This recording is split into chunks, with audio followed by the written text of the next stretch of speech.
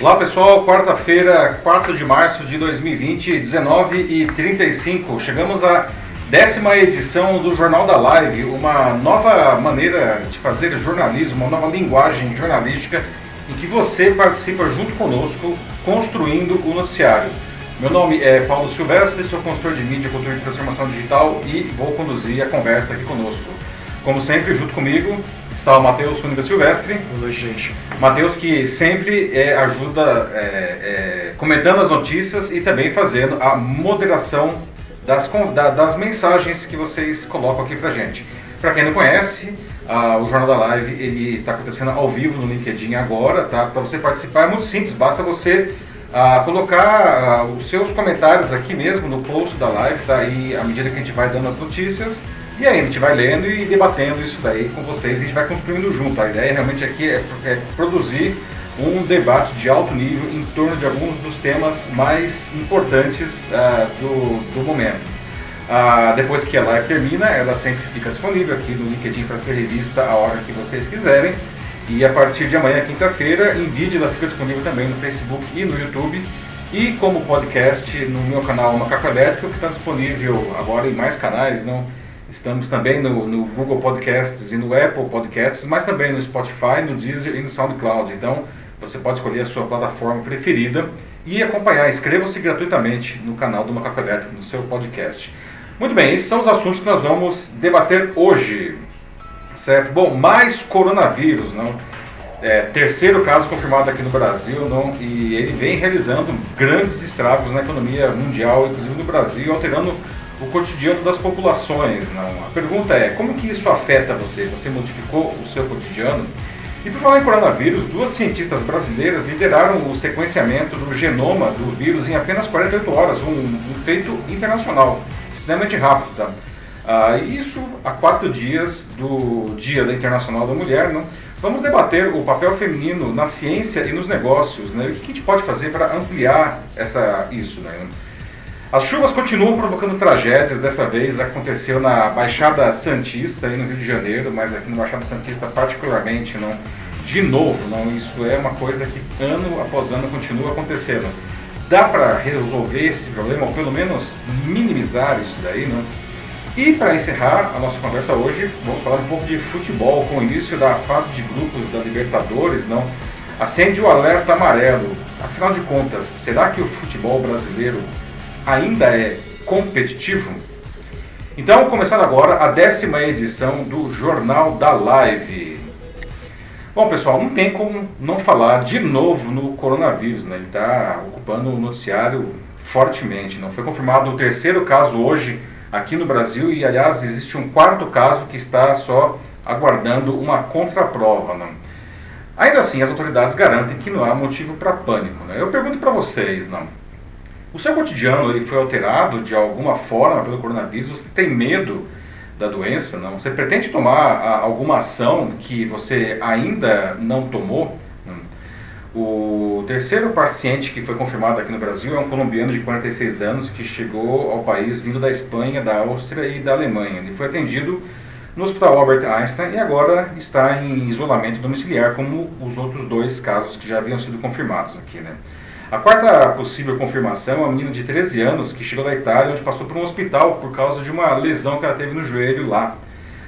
E ela não apresenta ainda sintomas, mas ela fez os testes no Hospital Beneficência Portuguesa e eles deram positivo. Agora eles estão aguardando a contraprova do Instituto Adolfo Lutz para confirmar se realmente ela está com o vírus, essa menina de 13 anos. Né? O número de casos possíveis no país subiu para 530 no relatório desta 4ª do Ministério da Saúde. Não? Bom, quem acompanhou o nosso Jornal da Live da semana passada, a gente falou bastante de coronavírus, foi praticamente um especial de coronavírus, não? Inclusive demos algumas dicas de o que fazer para evitar a contaminação e vale recapitular aqui, né? São coisas muito simples, por exemplo, a mais importante de todas, lavar a mão com sabão, né? Sempre após usar o banheiro, sempre que você chegar em casa e antes de manipular alimentos, não? Quando você estiver em um ambiente público, evite tocar a boca, o nariz, os olhos, tá? Pelo menos se você tiver que fazer isso, tem que lavar a mão ou usar álcool gel. Mantenha o ambiente limpo, né? Evite aglomerações e mantenha a distância de pessoas que estão com sintomas de gripe. Pode ser até uma gripe simples, mas nunca se sabe, porque o coronavírus parece a gripe, não? Ao espirrar ou tossir, cubra a boca com um lenço descartável e joga esse lenço fora, ou então cubra assim com o cotovelo, não adianta cobrir com a mão, porque senão você contamina a mão, né? E não compartilhe talheres e alimentos, né? Mas o principal doente desse coronavírus não são as mais de 95 mil casos, já temos mais de 95 mil casos confirmados no mundo, na maior parte lá na China, né? O principal doente é a economia global, não? Pois é, gente.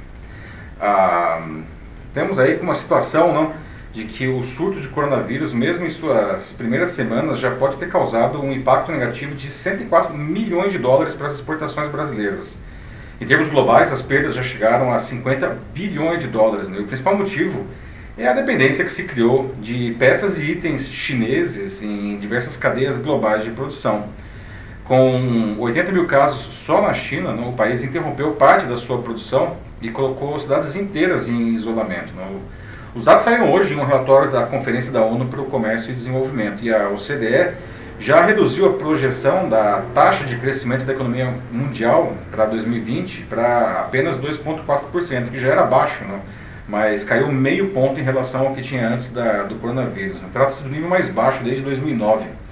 Segundo a OCDE, se a epidemia se agravar, o PIB mundial pode ser até mesmo negativo no primeiro trimestre deste ano, caindo para 1,5% em 2020. Bom, além de empresas e escolas, muitos eventos estão sendo cancelados ao redor do mundo, né? Jogos de futebol na Europa, né?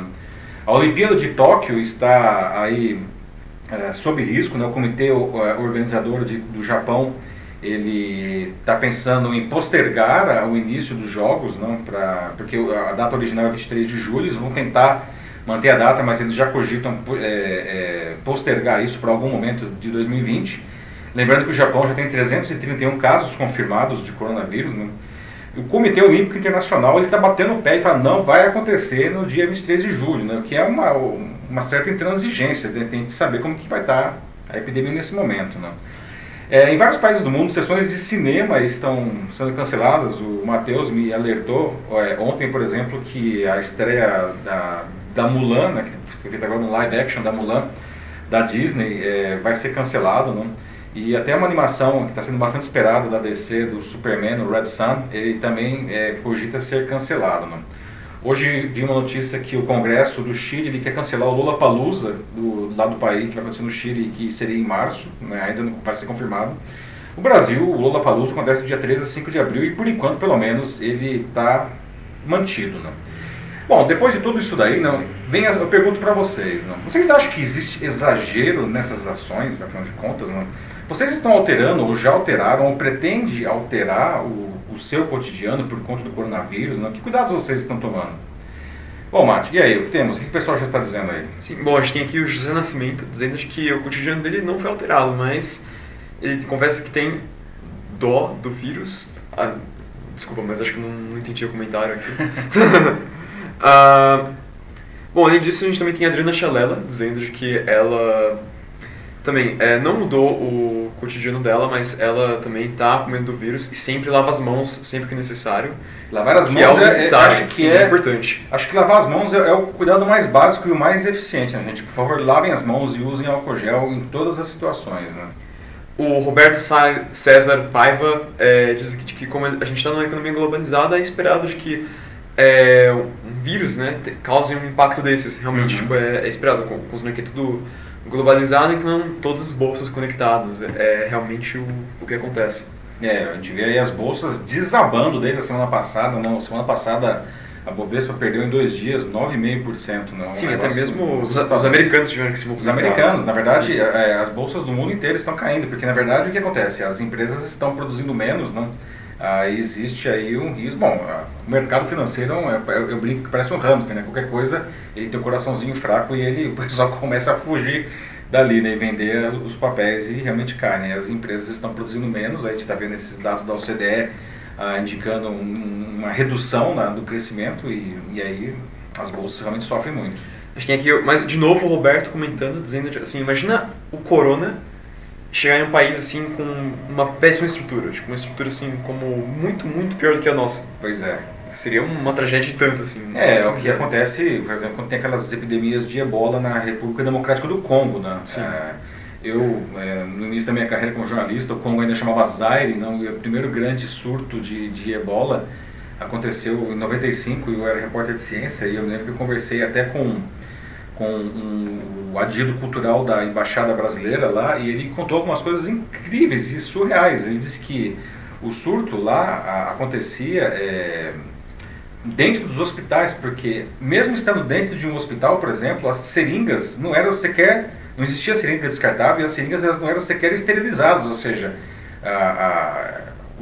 o vírus era transmitido das maneiras mais primitivas possíveis, sem falar questões de saneamento básico que eram degradantes e inexistentes, né? Sim. Bom, a gente tem algumas pessoas também aqui com medo, como a Simone da Silva Nogueira, que está dizendo que ela anda de ônibus e ela fica apavorada o tempo inteiro por causa disso, por causa do vírus. E também a Nadia Rochleitner, desculpa se eu pronunciei errado seu nome, ela também disse que cancelou uma viagem de férias para fora do país. Que acho que tem muita gente fazendo isso, inclusive. Eu acho que assim, se a viagem for para países que estão aí com casos meio descontrolados, como Coreia do Sul, Japão, ou Itália agora, né? Inclusive os casos que estão confirmados aqui no Brasil, eles vieram da Itália, aparentemente o terceiro caso ainda não se sabe, mas ele também passou pela Europa, não? Se você tem que viajar para um país desses, vá apenas se for absolutamente necessário e tome todos os devidos cuidados quando estiver lá, né? Agora, para outros países, sei lá, se tiver que viajar para a Argentina, viaje, porque não tem nem casos lá, né? Ou acho que o Peru, por exemplo, também acho que não tem nenhum caso. Não, o Peru não tem nenhum caso. Não. Porque aqui o México, acho que foi o único outro país, se eu não me engano, da América Latina que já tem um caso confirmado. Né? Bom, porque a gente tem aqui o Miqueias Braga, de Godoy, que ele disse que ele estava pensando em ir para o Peru, visitar Machu Picchu, né? Mas ele disse que cancelou. Miqueias. Pelo menos por enquanto, vá, e eu recomendo fortemente, conheça o Peru. E é um país belíssimo, tá? Vá enquanto não tem coronavírus, não. Mas é sério, né? Mesmo o Brasil, por exemplo, não há sentido de deixar de vir para o Brasil no momento, porque nós temos apenas 3 casos e eles estão confinados, né? Pelo que consta, o vírus não está rodando aí pela cidade. Mas acho que foi a Simone que falou, né, da questão do transporte público, né? Transporte coletivo. Citou o ônibus, isso apavora ela. Então, o transporte coletivo é um grande vetor de qualquer vírus, né? Não só do coronavírus, né? Então, os cuidados enquanto você estiver no transporte coletivo, não, de maneira nenhuma coloque a mão no olho, no nariz, na boca, não. Segura a onda e assim que você descer do transporte coletivo, lave bem as mãos, né? E claro, observe, se tiver alguém lá parecendo que está super gripado, mantenha a distância, né? Esses devidos cuidados aí diminuem pelo menos bastante a questão do risco do contágio, né? Sim. A gente tem a Mila Kodato falando uma coisa interessante, né? Porque ela disse que foi ver as passagens e, curiosamente, elas estão mais caras agora, pelo visto. E aquela disse que, bom, não deveria ser o contrário? É um bom ponto, Mila. Deveria ser o contrário, porque, afinal de contas, os aviões estão mais vazios, né? Sim. Mas, segundo um amigo meu que é diretor da Latam, preço de passagem aérea é um negócio mais complexo do que cotação da bolsa, né? São incontáveis fatores, não? E uma coisa que pesa demais no preço de passagens aéreas, de ônibus não, mas de passagens aéreas, é o preço do dólar, porque o querosene de aviação é cotado em dólar, e o dólar hoje chegou a bater um novo recorde nominal, né? Chegou a 4,58 dólar comercial, né? Então isso tem um peso enorme no preço das passagens. Nossa, chegou em 4,58 já. Eu já tarde fui ver e estava 4,56. 4,58, poucas horas por conta do PIBinho, aí, como dizem, né? O Brasil cresceu 1,1% no ano passado, né? Que foi abaixo dos 2 anos anteriores, mas enfim, isso é um outro assunto. Sim. A gente tem mais uma vez o Roberto César dizendo que na região do Balneário Camboriú há milhares de turistas nessa época do ano e já há algumas suspeitas da doença, mas nada confirmado até agora. Pois é, né? Todas as áreas turísticas, elas despertam mais atenção, né? Porque, enfim, é um afluxo de grande quantidade de pessoas e também pessoas vindo de diversos lugares. No caso de Camboriú, por exemplo, vem muita gente da Argentina, inclusive, né? De diversas partes do Brasil, mas principalmente da região sul do Brasil e da Argentina, né? E é uma aglomeração, né? Camboriú não é exatamente uma cidade grande, né? Para quem já esteve lá sabe que é uma cidade relativamente pequena, apesar dos prédios gigantescos daquela cidade, o que aliás aumenta ainda mais a densidade populacional, né? A praia ali fica uma muvuca total, né? Então a gente precisa tomar cuidado com isso daí, né? Sim, de fato. Não, por enquanto não. Só um elogio aqui do José Nascimento à minha performance. Olha só. Boa! Parabéns pela sua participação. Eu vi o nosso bônus do Jornal da Live. Não, ainda não é pra tanto também, mas... Obrigado mesmo assim, José. Obrigado, Nascimento. Valeu. Estamos juntos aí, né? José Nascimento, grande colega, grande jornalista lá de Curitiba, né? Bom, acho que a gente pode passar então para o segundo assunto, porque na verdade ele está vinculado, de certa forma, ao coronavírus, né? Duas cientistas brasileiras, agora no final de semana, elas lideraram equipes que fizeram o sequenciamento do genoma do coronavírus em apenas 48 horas, né? Que é um feito internacional, elas foram extremamente rápidas, né? E sempre vale destacar, eu gosto muito de destacar a presença de mulheres em posições de destaque na área de ciência, né? Porque a gente tem tão pouca mulher nas áreas de exatas mesmo, né? Por que a gente tem tão poucas mulheres nas áreas de exatas, né? O que vocês acham, né? Vou colocar até a foto aqui das pesquisadoras, não? E a Esther Sabino e a Jaqueline Góes de Jesus, né? Pesquisadores brasileiros liderados por elas duas, não conseguiram sequenciar o genoma do vírus que chegou no Brasil em apenas 2 dias. Não? Isso foi feito para os 2 primeiros casos confirmados no país. Né? Apesar de o vírus ter vindo da Itália, o sequenciamento ele foi feito aqui antes de lá. Né?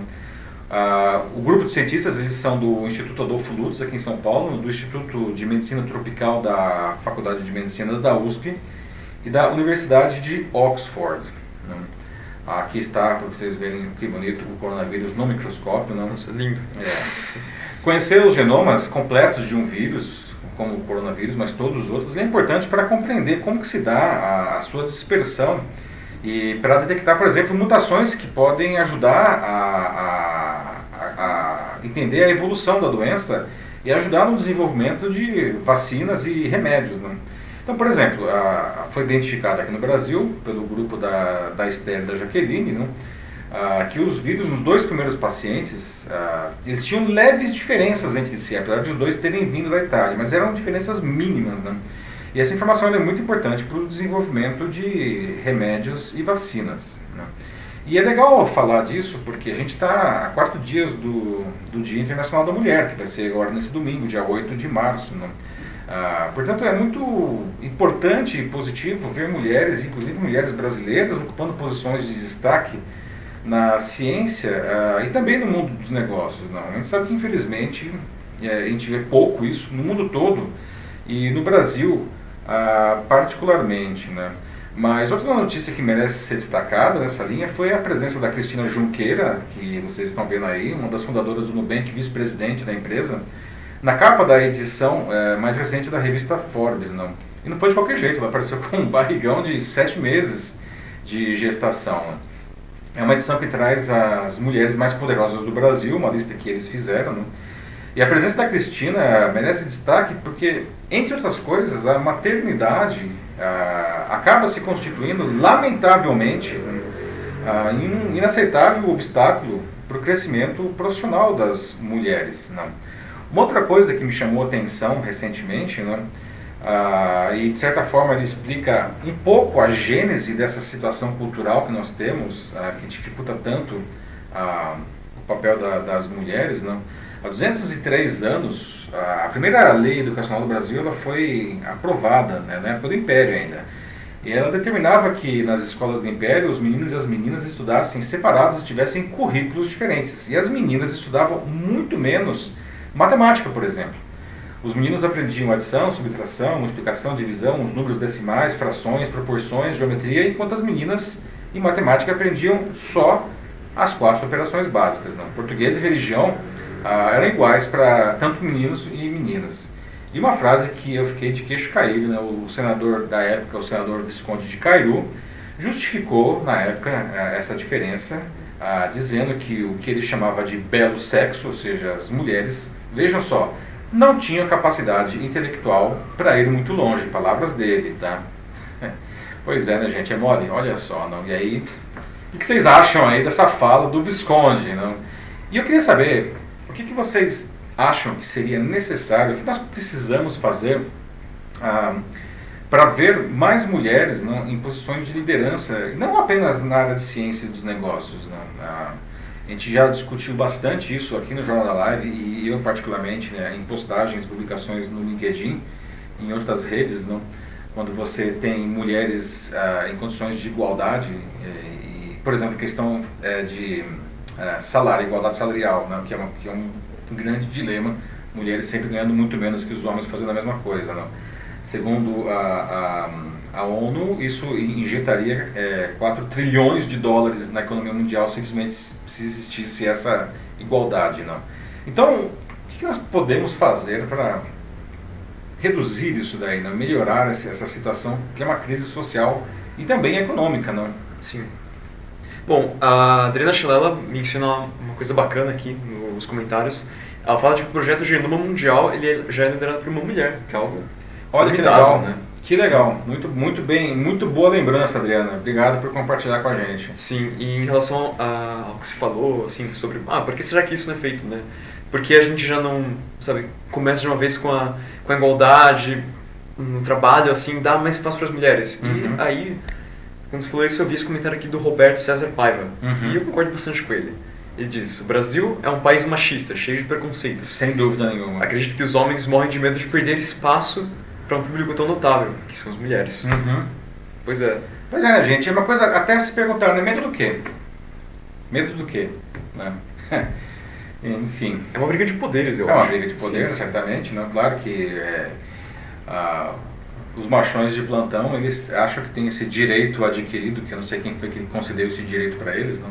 Mas medo do que, gente? Na verdade, homens e mulheres, uma coisa que nós já debatemos bastante aqui, né, Matheus? Inclusive em outras edições do Jornal da Live, não? Homens e mulheres têm características diferentes e complementares, o que é mais interessante. E até do ponto de vista de negócios, não? As empresas que possuem mulheres em cargos de liderança, elas demonstram uma capacidade de gestão muito mais eficiente. Porque justamente homens e mulheres têm maneiras diferentes de lidar com isso, e isso daí acaba sendo muito melhor para a condução do negócio. Não? No final das contas, isso não é uma coisa para parecer bonito na foto, não. A gente está falando de negócios. Se nada mais servir de argumento, então vamos falar de negócios, né? Mas o que mais? Temos aí mais comentários? A Cláudia Dias fala de que, claro, para existir igualdade entre homens e mulheres é necessário que as habilidades de cada indivíduo sejam avaliadas, né? Uhum. De uma forma justa e limpa, independente do sexo. Mas para que isso, seja alcançado, eu acho que é um pouco do que a Adriana falou aqui mais uma vez. Ela comentou de novo.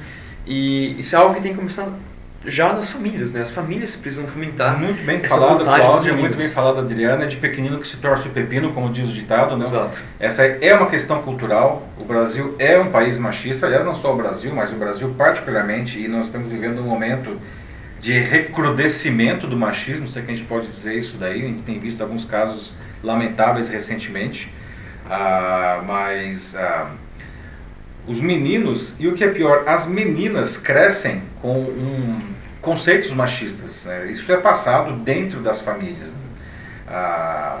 É por isso que eu costumo dizer que, de uma maneira geral, a sociedade brasileira ela é machista, ela é misógina, ela é racista. Nós somos intolerantes em vários aspectos. Né? E isso é alguma coisa que vem de quando nós somos pequenos. Né?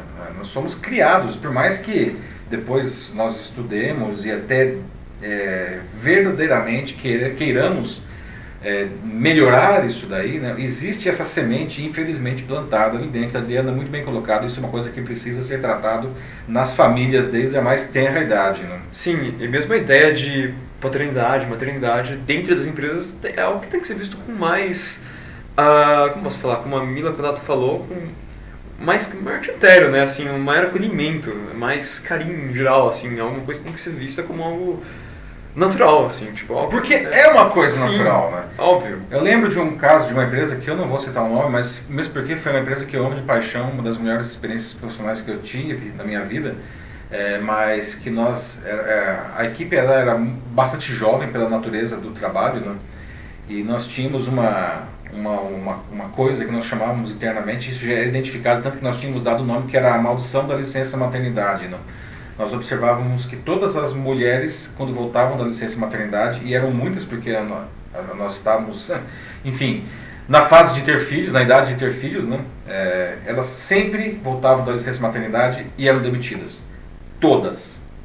E isso é porque era uma empresa moderna, blá blá blá blá blá blá blá. Né? Veja só, né? Qual o problema? Não? Mas porque a produtividade cai um pouco, mas mesmo assim, não, mas né? isso não injusto. importa, não importa. É uma questão que as empresas elas precisam lidar com isso de uma maneira construtiva e consciente, não. Nada justifica uma coisa dessa. Ou seja, então o que acontece? Não podemos mais ter filhos, não? Então. Se uma mulher quiser evoluir na carreira, ela não pode ter filhos?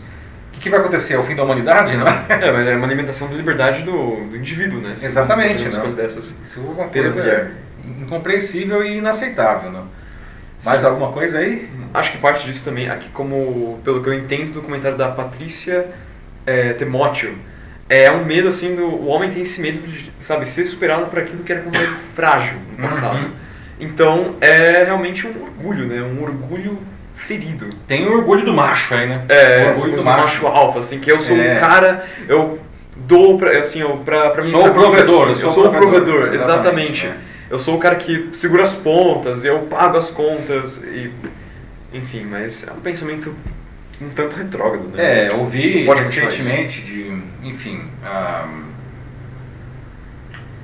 um líder religioso, que eu vou me abster de falar o nome também, mas é uma pessoa bastante conhecida, que ele defendia justamente que do ponto de vista de educação, para que um casamento ele progredisse, de uma maneira, segundo ele, saudável, do ponto de vista de educação, as mulheres elas deveriam sempre estar um passo atrás. Ou seja, se o marido ele tinha faculdade, a esposa deveria ter no máximo até o ensino médio. Se o marido tinha pós-graduação, então a esposa poderia fazer faculdade. O que é estúpido.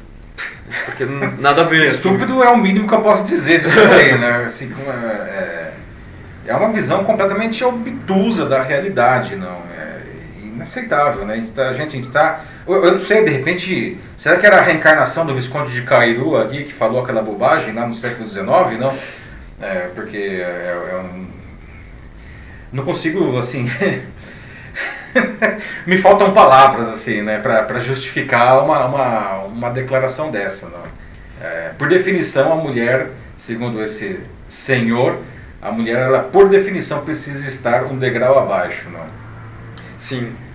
E também, como já falaram, assim, o Denis Castro lembrou isso aqui, tipo, a mulher ela enxerga mais longe do que o homem por conta da sua sensibilidade, né? Exatamente. Então, como a gente já falou em edições anteriores, existem habilidades que só as mulheres têm, assim, é uma coisa delas, né? Que os homens não conseguem. Que é ótimo, não? Tem que ser valorizado. É uma questão, aí, você pode até resgatar do ponto de vista de evolução biológica, não?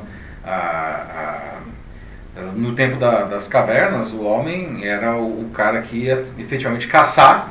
Portanto, o homem ele desenvolveu uma capacidade alta de concentração e de foco, enquanto as mulheres ficavam tomando conta, enfim, da prole e da casa, enfim, da caverna, no caso, né? E elas tinham, portanto, uma habilidade de estar atenta a tudo que estava acontecendo à sua volta, para tomar uma ação necessária, por exemplo, no caso da chegada de um predador, né? A gente tem que lembrar que na época das cavernas nós também nós caçávamos e éramos caçados também, né?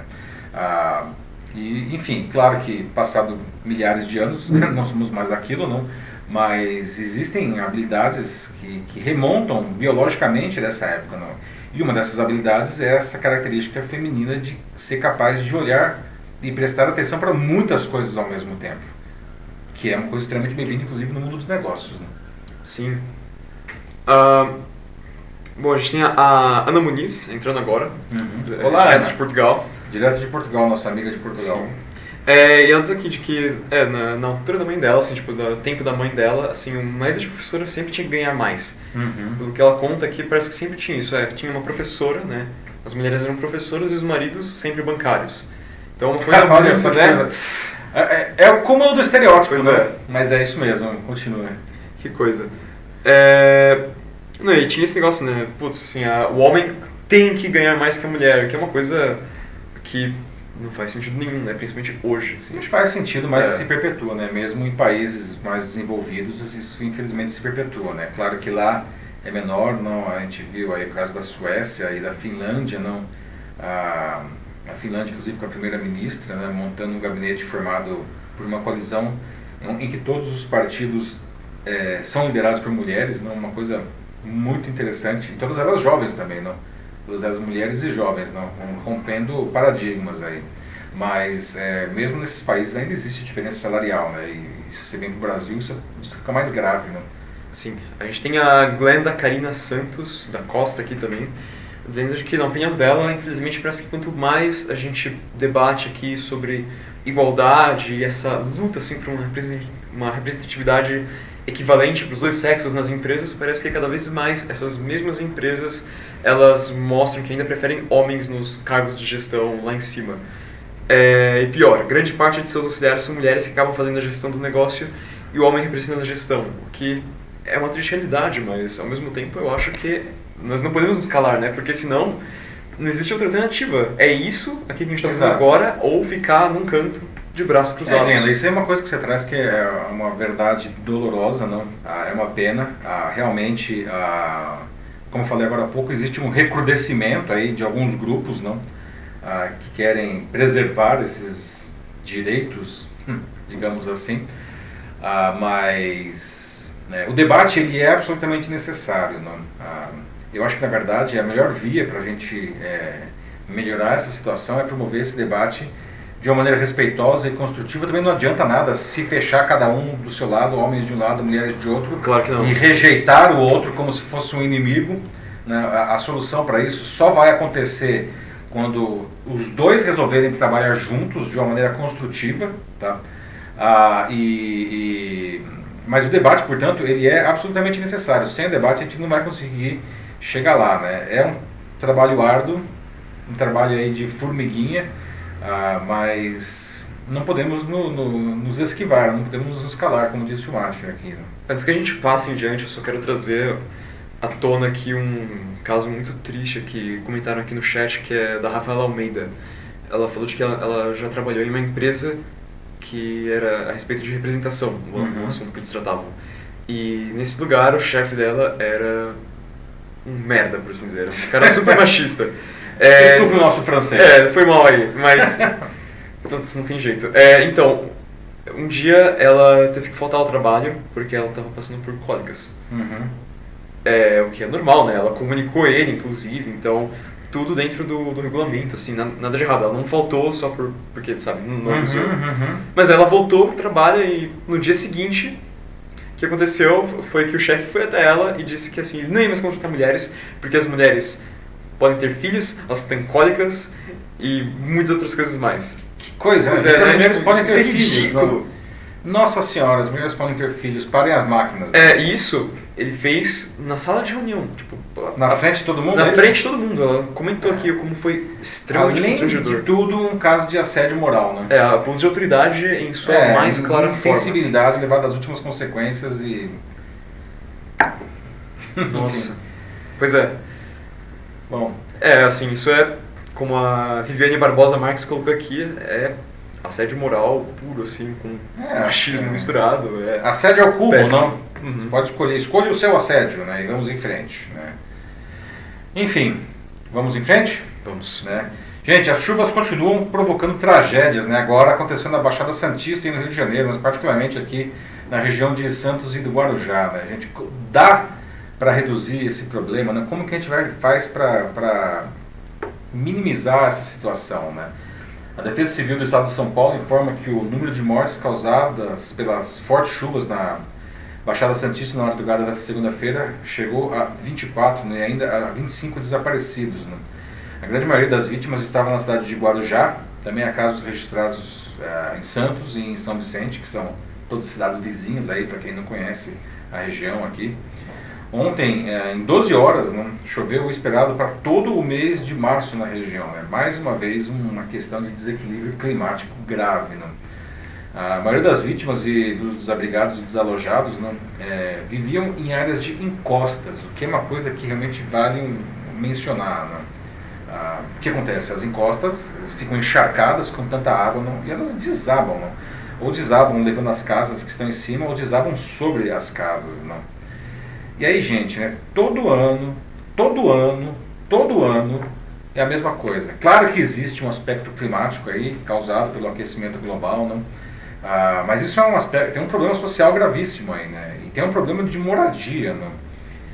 Como a gente pode resolver isso? A solução para esse tipo de tragédia, né, Mate, temos alguma coisa já do pessoal aí? Por enquanto, só a Adriana Chalela dizendo de que não, choveu em um dia o que deveria chover em um mês, né? Isso é completamente fora dos parâmetros. Na verdade, choveu em meio-dia, né? Em 12 horas. A gente tem chuvas aí de 30 dias, né? Isso não é uma coisa evidentemente natural, né? Ou seja, é natural porque é a natureza, mas é a natureza se rebelando aí contra os maus tratos, não? A gente tem o Roberto César mais uma vez, dizendo que, né, infelizmente isso é algo que, como você mesmo ressaltou, é o que acontece todo ano, mas nós também somos culpados por isso, né? Não é uma coisa que está só na natureza.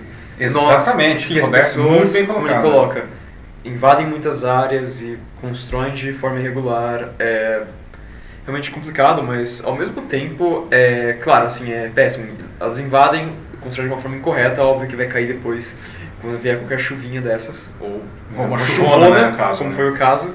Mas o problema é que muitas dessas pessoas são extremamente miseráveis, pobres, não tem pra onde ir. Ou seja, o cara ele tá lá porque, enfim, o lugar ele conseguiu, né? Como disse, isso é uma questão social, a gente não pode simplesmente tapar os olhos e falar, nossa, estão aí porque não estão construindo também? Onde já se viu construir casa ali? Isso é uma visão simplista e horrorosa da situação, né? A gente não pode ter, isso é uma visão completamente elitista e descolada da realidade, não. O que a gente pode fazer, não, para tentar melhorar a situação, não? Quem é o responsável por isso? E uma coisa que o Roberto falou, na verdade, todos nós somos responsáveis ao invadir, por exemplo, uma área de mananciais. Aqui em São Paulo a gente tem muitos problemas de invasão de área de mananciais, o que causa outros problemas, mas também questões muito básicas e cotidianas, como lixo na rua, não, que acaba depois entupindo bueiros e galerias e provocando as enchentes que destroem. A gente viu que esse ano aí, né, Rio de Janeiro, Belo Horizonte e São Paulo passando por enchentes históricas que destruíram a cidade, não? E grande parte disso daí, ok, sim, foi uma chuva enorme e hiper concentrada, mas grande parte disso se deve também ao descaso das autoridades com a coisa pública, mas também da própria população que não segue alguns cuidados básicos com a cidade que ela vive, não? Sim. Não, e também, aqui como foi ressaltado pelo Denis Castro agora, educação. Educação é a resposta para isso. Para que as pessoas tenham maior consciência, não joguem fora coisas como sofás, garrafas, qualquer tipo de lixo, como ele até mesmo colocou, cavalos mortos. Mas, quem vem aqui no Rio Tietê e olha, é um negócio assustador, assim, você vê realmente de tudo ali, né? De tudo, né? Animais mortos, sim, eu nunca vi um cavalo morto, mas eu já vi animais mortos, mas, assim, coisas muito grandes, né? Geladeiras, sofás, móveis de todo tipo, guarda-roupas inteiros jogados no rio, né? E aí depois fala, puxa vida, não, o rio tá sujo. É um problema político também, né? Sim. Porque, como coloca aqui o Leonardo Bruno de Tomé, que é de BH, e eles dizem, né, que eles estão mofando lá já de tanta chuva que tem, e aí é nessas situações em que fica evidente como que a cidade ela simplesmente não foi planejada para esse tipo de situação. Não foi planejada, bem colocado, Leonardo, existe aí uma questão de planejamento urbano. As cidades brasileiras elas são anárquicas no ponto de vista de planejamento, né? Você é de BH, e BH a gente tem um altíssimo índice de canalização de córregos que são tapados para virarem avenidas, não? E o que aconteceu esse ano, por exemplo, é que, enfim, os córregos transbordam embaixo da avenida e aí a avenida literalmente é jogada para o alto, não? Desaparece a avenida para o córrego reocupar o seu espaço. Uhum. A Rafaela Almeida voltou aqui e está falando sobre educação ambiental, de fato, assim, talvez campanhas pelo governo não seriam uma ideia, como sempre, né? Mas talvez iniciativas dentro da própria comunidade, quem sabe assim, de almas caridosas assim, que saibam um pouco mais, sejam dispostas a ajudar, para que tragam qualquer tipo de informação para as pessoas, né? Ou vindo da própria mídia também, a mídia poderia dar uma grande força nesse sentido. Eu acho que sim. Então, para que as pessoas tenham uma melhor educação ambiental, no mínimo, né? Dentro e fora de casa. Aliás, esse debate aqui, né, a gente está trazendo, já falamos de chuva aqui no Jornal da Live, estamos falando de novo, porque o problema ele persiste e vai persistir, a gente sabe que isso não vai ser resolvido agora, evidentemente, não.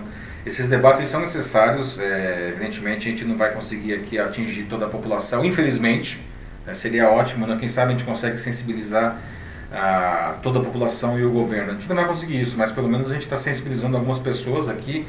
Ao final de cada live a gente sempre tem milhares de visualizações da live e isso já é alguma coisa.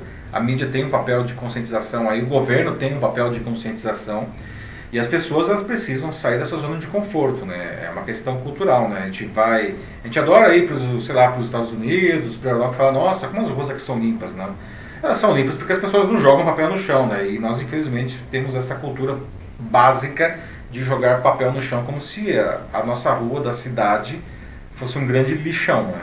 Sim, não, e essa educação ambiental tem que vir o quanto antes, para que a gente evite uma próxima Brumadinho, né? Gente, assim, são tantos problemas, né? São tantos problemas. Sim, que não chega a esse ponto de novo. Sem chegar a elencar isso daí, né? A Brumadinho teve uma questão, talvez, aí da estrutura da barragem e tudo mais, né?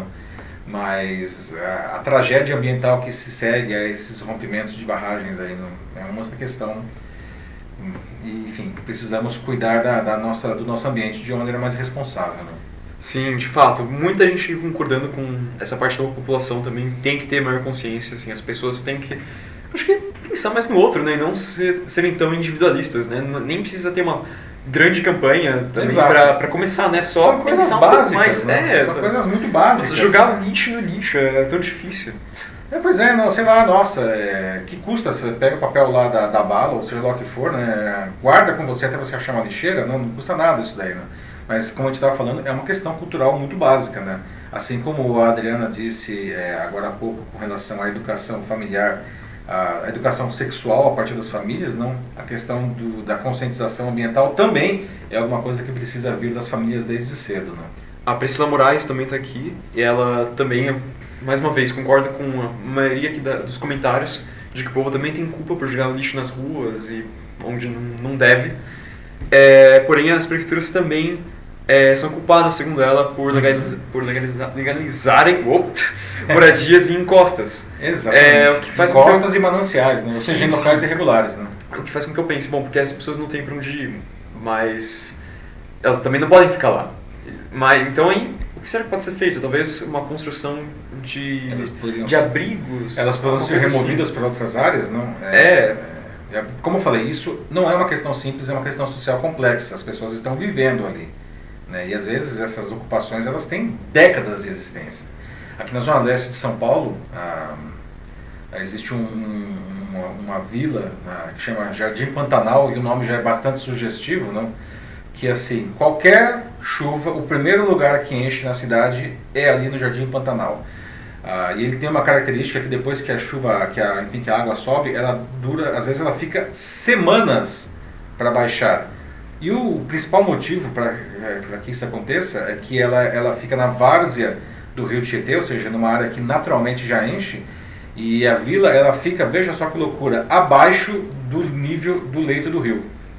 A gente tem a Glenda Karina aqui de novo, dizendo de que a cultura não é do Brasil, mas sim algo do capitalismo. Uhum. Isso nunca será voltado para o povo e sim para o lucro. Sim, ao mesmo tempo, assim, a gente não pode, né, culpar o capitalismo. Claro que isso é algo do capitalismo também, mas eu acho que o capitalismo não impede que as pessoas, sabe, tenham uma consciência melhor, assim, uma consciência própria. Uhum.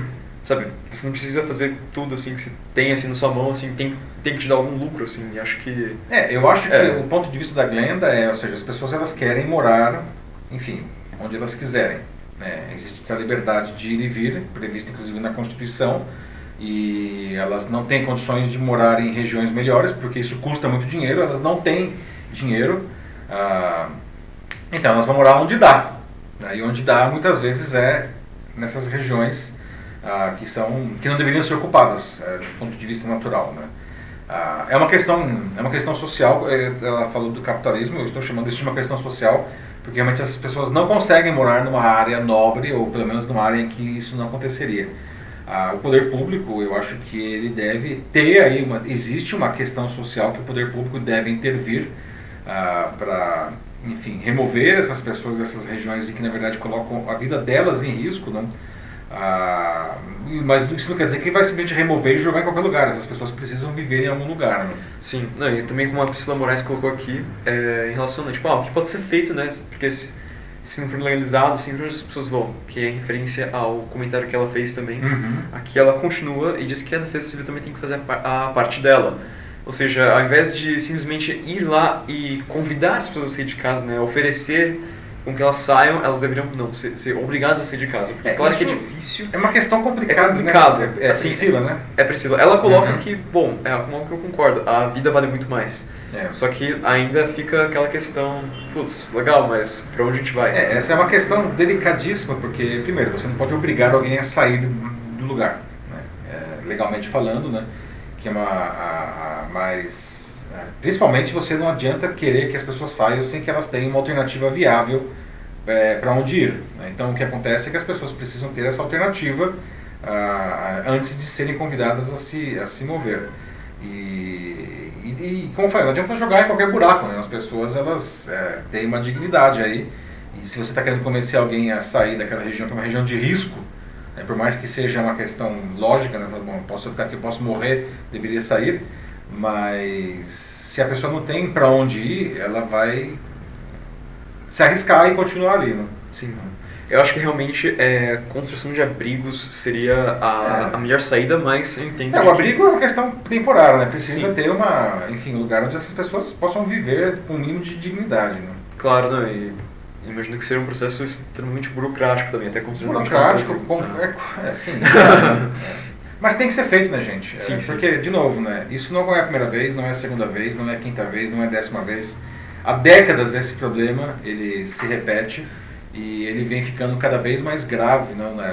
Nos últimos 15 anos a gente tem visto esses acidentes de onda cada vez mais intensa, inclusive porque o clima está ficando cada vez mais inclemente, né? Essas chuvas horrorosas, todo mês de janeiro, todo mês de fevereiro, e já estamos em março, veja só, e a gente continua vendo esse problema. Antigamente era só em janeiro, né? Agora depois de fevereiro, agora já estamos em março e o problema continua. Acho que como o Roberto César colocou aqui agora também. Parece que, assim, acho que a curto prazo realmente não existe uma solução viável. Não. Então a gente tem que focar no que a gente pode fazer pro futuro, a gente tem que se planejar melhor. Ou seja, a gente tem que mitigar a situação agora, que ela está posta, não, e temos que fazer um pouco de planejamento aí. Sim, mesmo que até agora, né, tanto nossos governantes quanto a própria população, acho que já, como ele também citou aqui no comentário dele, já perderam inúmeras possibilidades de mudar. Exatamente. Bom, vamos para o último tema da nossa live hoje, Jornal da Live. Vamos falar agora de futebol e de esporte de maneira geral, gente. A fase de grupos da Libertadores começou, né? E temos aí um alerta amarelo, né? E o brasileiro que adora tudo, a gente diz que a gente tem 200 milhões de técnicos de futebol no Brasil, então eu quero ouvir agora de vocês, técnicos de futebol de plantão que estão nos assistindo, né? O futebol brasileiro, ele ainda é competitivo, né?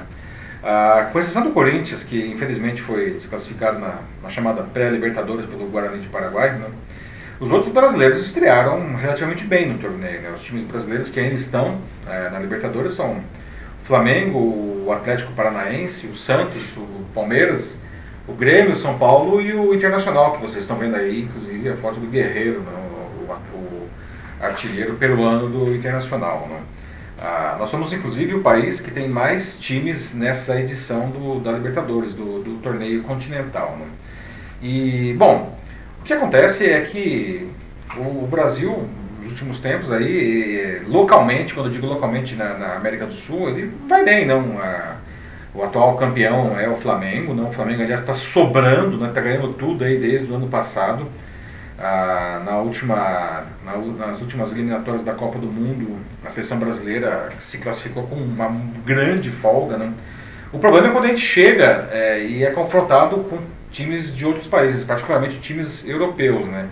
O Brasil, apesar de ter se classificado com muita folga para a última Copa do Mundo, sofreu e ficou muito aquém do esperado na Copa, quando chegou na Copa do Mundo, efetivamente, né? O Flamengo também, que continua até agora sobrando aí, tem um time maço aí para os padrões atuais da América do Sul, foi para o Mundial em dezembro e tomou um sufoco e acabou perdendo do Liverpool na final, né? Até agora a gente está falando de seleção brasileira, mas a seleção brasileira olímpica, né, ela acabou se classificando num sufoco também, né? Também ela ganhou de 3-0 da Argentina no último jogo, mas ela ficou por pouco assim fora da Olimpíada. E vale dizer que o Brasil na Olimpíada do Rio de Janeiro ele foi campeão pela primeira vez na história do futebol, né? Do futebol olímpico.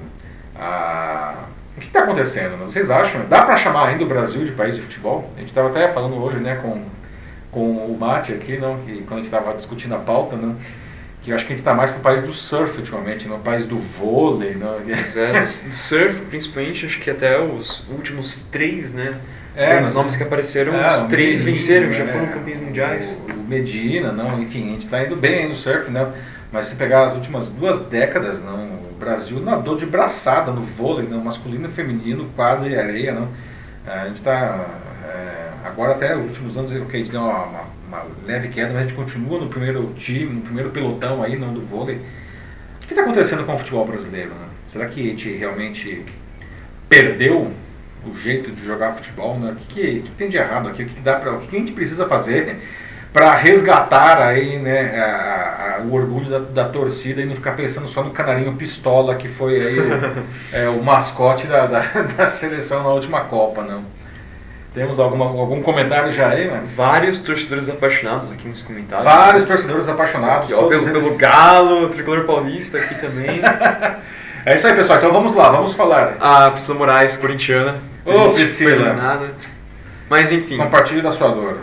A gente tem aqui o Denis Castro dizendo de que, né, somos artistas no futebol. Porém, o que falta da nossa parte é uma capacidade emocional para vencer e trabalhar em equipe.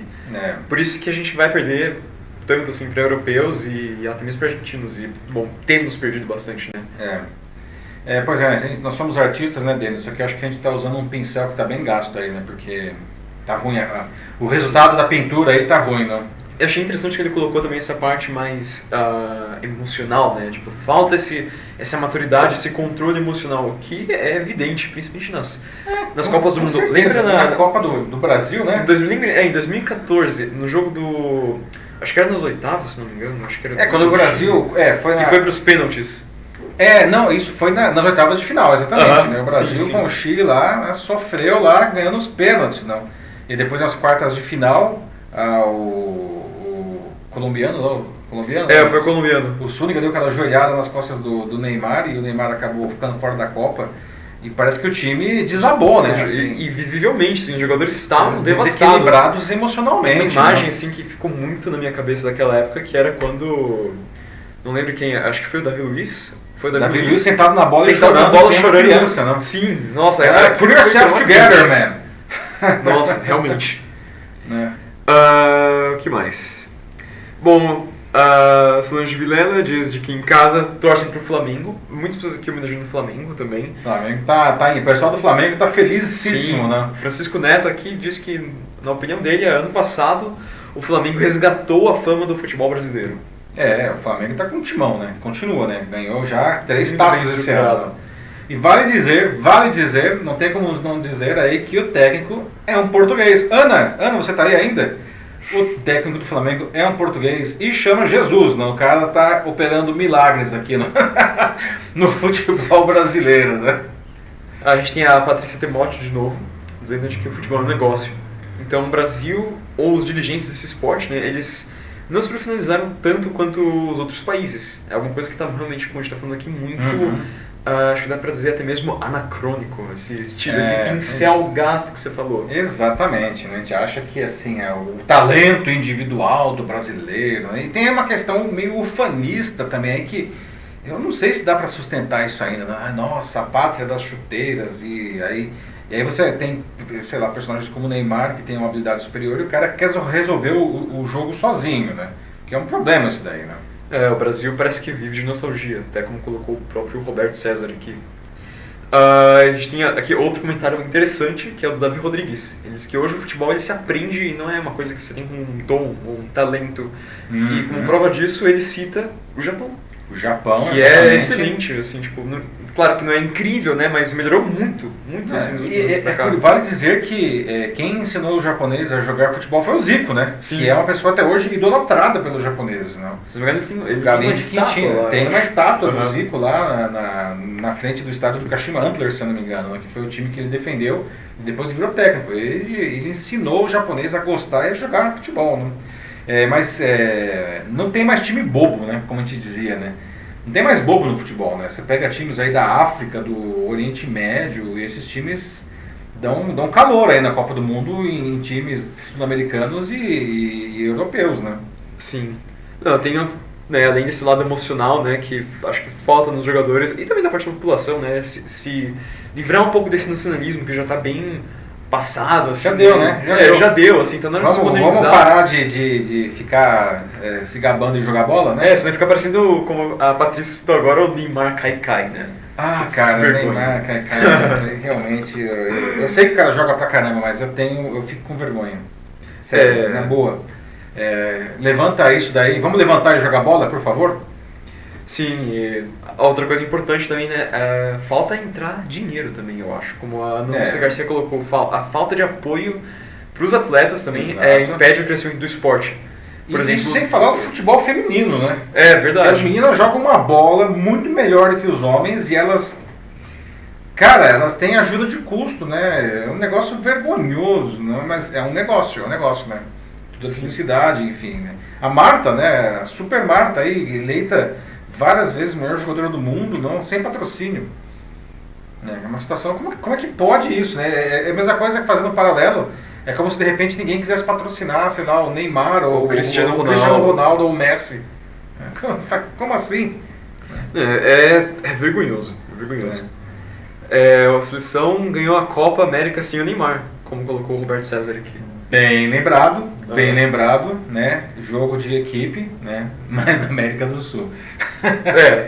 Mas é alguma coisa já, né? Já, não, assim, pelo menos, eu acho que dentro da América do Sul a gente ainda consegue ter uma primazia, né? Sim. Não é uma folga absoluta, né? A gente toma um calor aí dos times aí na Libertadores e a própria seleção, né? Mas pelo menos dá pra gente sobreviver, né? O duro é quando a gente sai da América do Sul, né? Não, realmente. Mas tem muito disso mesmo, assim. A maioria das pessoas esquecem que esse é um esporte coletivo, feito para jogar em equipe. Né? E acho que isso é o que se passa até para os futuros jogadores, né? Tipo, até você vê nas escolas isso. Tem tanto fominha, né? Tantas pessoas que jogam assim só com a bola é minha, como se fosse o Kiko. Chaves. Boa lembrança. Fica uma coisa nas pessoas mesmo. Isso é uma brincadeira de escola, é o que parece, né? É uma coisa muito mais séria, na verdade. E isso vai para outras coisas também. Negócio, né? Sim. Pois é. Bom, pessoal, estamos chegando no nosso horário aqui, vai daqui a pouco dar 1 hora de Jornal da Live. Olha, a edição de hoje foi particularmente, gostei muito, foi ótima. Eu queria agradecer demais a participação de todos, os comentários de altíssimo nível, sempre um prazer fomentar esse debate. Quero também agradecer ao Matheus, sempre aqui com a gente, trazendo os seus comentários construtivos e ajudando aí na moderação dos comentários de todo mundo. Sim. Prazer estar aqui. Obrigado. Pessoal, é isso. Lembrando que semana que vem tem outro Jornal da Live. Vocês já podem deixar comentários aqui com sugestões de pauta, né? E na terça-feira eu coloco um novo post para que vocês façam as sugestões do que vocês vão querer debater na quarta-feira à noite. Amanhã isso também já está disponível no YouTube, no Facebook e no podcast nas mais importantes plataformas. Um fraternal abraço para todos vocês. Tchau, tchau. Falou, gente. Boa noite.